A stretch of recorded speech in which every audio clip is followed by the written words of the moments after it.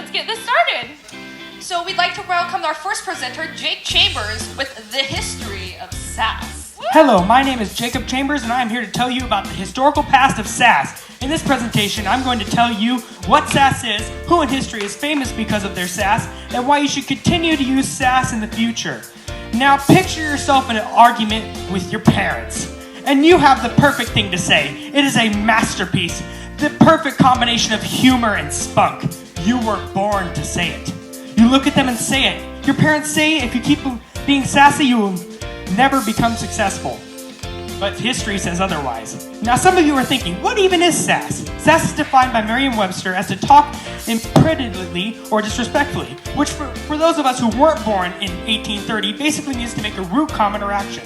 Now we know what sass is. Who in history is sassy? First, let's start with one of the most powerful individuals in history, Julius Caesar. This Roman emperor is widely known for his brutal military tactics and his love of revenge.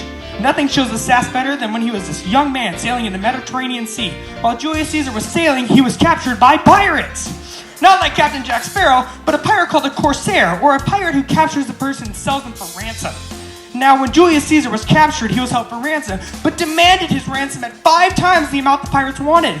Even when he was on board, Julius Caesar was a straight-up bully. He was recorded as not only being rough on fellow prisoners, but to the pirates as well.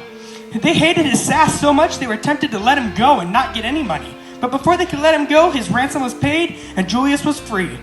But upon his release, he got a fleet and hunted down all the pirates and crucified them.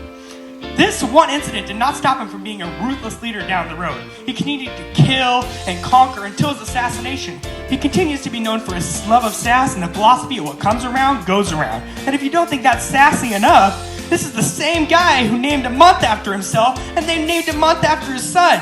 Countless things have been named in Julius Caesar's honor. Among these are salad and a casino in Las Vegas. Our second historical figure is a man who wrote the Declaration of Independence and was our third president, Thomas Jefferson. Although highly respected by his peers, he participated in what he even called today the dirtiest presidential election in history. Thomas Jefferson ran and lost in the election of 1796 to John Adams. Remember, at this time, the runner-up would become the vice president. The president and the vice president were now enemies. In 1800, Thomas Jefferson ran again, but this time he had a little help from a writer named John Calendar. Jefferson instructed Calendar to write horrible things about John Adams. Remember, this was happening while Jefferson was vice president. John Calendar wrote, John Adams was a hideous, hemorrhagical character which has neither the force of a man nor the gentleness and sensibility of a woman. This was savage back then. This quote was so effective, this arguably cost John Adams to lose the election. Jefferson wasn't just a founding father, he was the founding father of the roast. Let's move on to our final figure, a man so shrouded in mystery and myths about his brutality that he's considered one of the most evil men of all time. He was so feared most would rather surrender without a fight, and he often killed people just because he could. This man is Edward Teach, also known as Blackbeard. Not only was this man so evil, he was extremely sassy. He once took over another pirate ship because he didn't think he was man enough. He once cut off a man's tongue because he talked out of turn and made him eat it. His favorite drink was rum laced with gunpowder. His favorite thing to wear were cords lit on fire to give him a terrifying appearance. Even when he was killed, it took 20 sword cuts and 5 bullets to do it. It was so hard to imagine what he's like. There's only one person that you can compare him to today, and that is Justin Bieber. Although this sounds crazy, the resemblances are insane. Both are bad boys, both committed crimes, both are famous. The only difference is one makes people scream out in pain and agony, and the other one's a pirate. But Blackbeard wasn't all evil. Blackbeard was in love. Everybody say, aww. When he proposed, she rejected him. Everyone say, oh.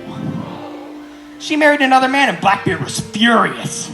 Blackbeard then became a pirate and sailed the seas. Years later, he attacked a trading ship and captured its crew. When inspecting the crew, he noticed a ring. That same man who stole his lover's hearts was now in his grasp. What did he do?